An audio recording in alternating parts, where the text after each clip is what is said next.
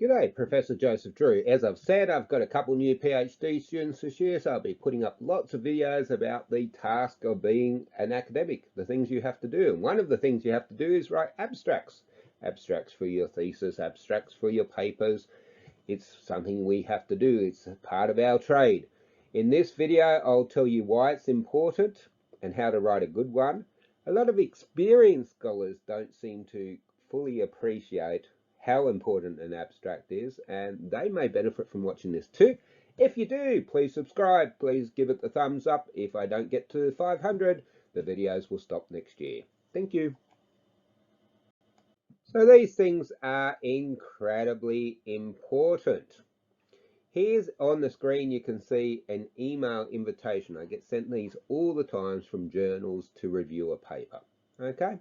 And it says, we'd like you to review this paper, press agreed or decline.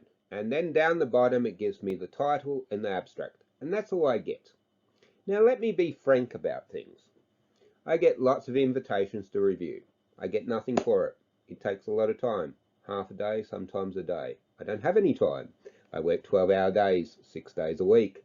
So I'm really disinclined to review a paper. Now, if it's not an A-ranked journal, it's probably not going to happen because I only publish in A-ranked journals. And obviously I have to be nice to them because I want to be published in the future. The only reason it would happen for a B-ranked journal or an A-ranked journal I don't usually go to is if I scroll down and I saw a really interesting title and I saw a really intriguing abstract, an abstract that suggested to me, hey, these people have looked at something and their findings suggest that we might have all been wrong, or they've done this really innovative technique. An abstract's got to give me a reason to accept this invitation. Now, if I don't accept this invitation, what happens? A week's been wasted.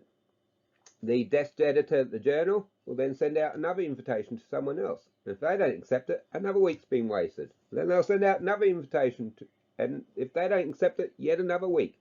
This might explain why your paper's taking forever to be reviewed, because your abstract's pretty darn boring, and they can't find anyone that wants to review it. That's one possibility. The other thing you need to think about with abstracts is this. To even get to that stage, you've got to have got the attention of the desk editor at the journal. Typically, they'll read the title and the abstract. I've been an editor before. And if that doesn't grab their attention and they've got lots of other submissions, they may not read further. Hopefully, they are reading the whole paper, but it's quite possible they're not. This abstract's got to be giving people a reason to read, a reason to go further. And if it's not, your paper's not going to go further. It's as simple as that. It's so important. I don't think people realize, particularly the abstract with reviewer invitations, what it means. If it's taking ages to get your things reviewed, it may be that you need to do a lot more work to your abstract.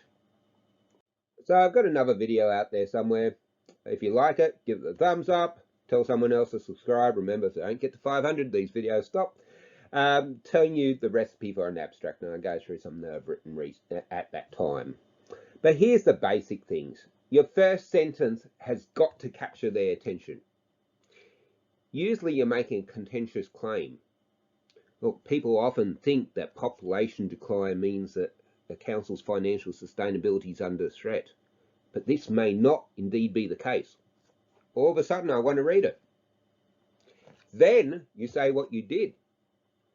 We use the sophisticated empirical techniques to summarize financial sustainability data and conduct a regression on a 6-year panel of data.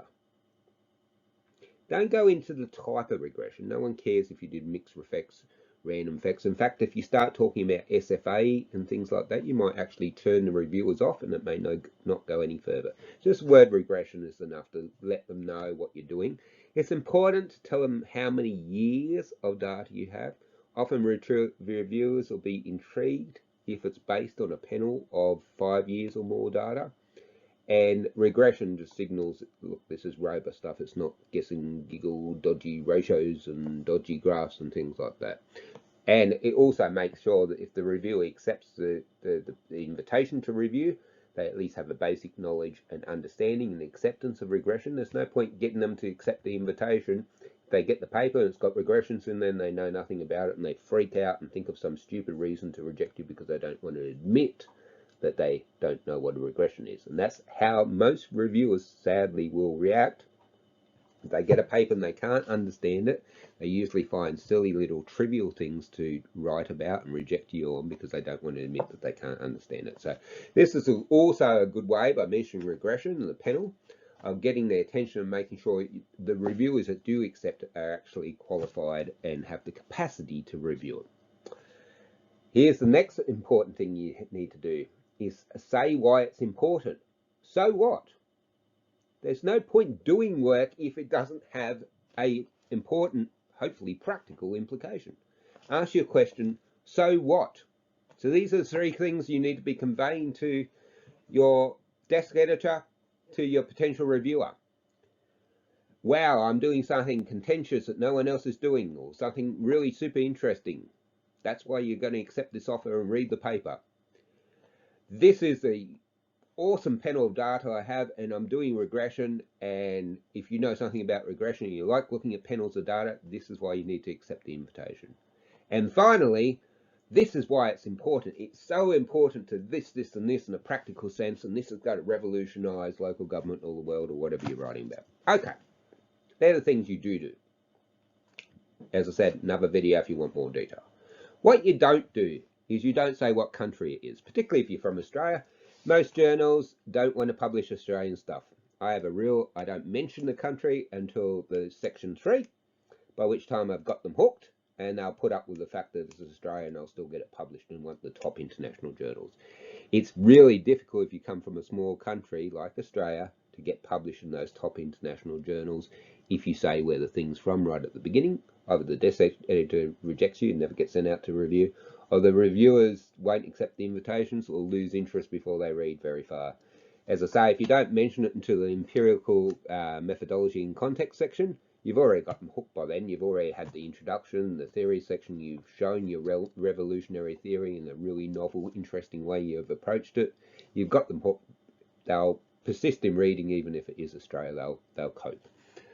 It's very sad that countries like Australia get ignored and treated this way by journals and reviewers, but this is the way it is, particularly American journals, I must say. Okay, next. Say what your findings were. You never say your findings in the abstract. I see it all the time. That one I put up before had the conclusions and the results. Well, if you say the conclusions and the results in the abstract, why on earth do you think I would accept the invitation to review the paper if you've already told me what the answer is? Why am I interested in reviewing the paper? Don't give the answer in the abstract. Rookie mistake. You see it all the time. Sometimes from the experienced academics, you find out who they were later when it gets published, and you just think, what were you doing? Why do you think someone wants to accept an invitation or read it if you've already told them what the answer is at the very beginning? And don't use super technical terms. So in this particular paper I was talking about before, I did principal components analysis and mixed effects regression. Don't use those terms in the abstract. You'll scare people off. There's no need to. It's just going to make life more difficult for you.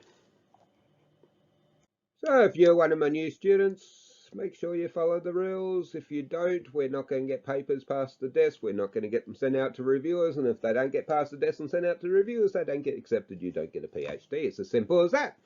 Look, if this can help someone else, send it out to them and tell them to subscribe. I'm trying to help people. I'm trying to help you, but I'm trying to help other people as well. And as I said, if I don't get my 500 subscribers, I'm going to have to stop things at the end of this calendar year. Thank you very much for your time. Goodbye.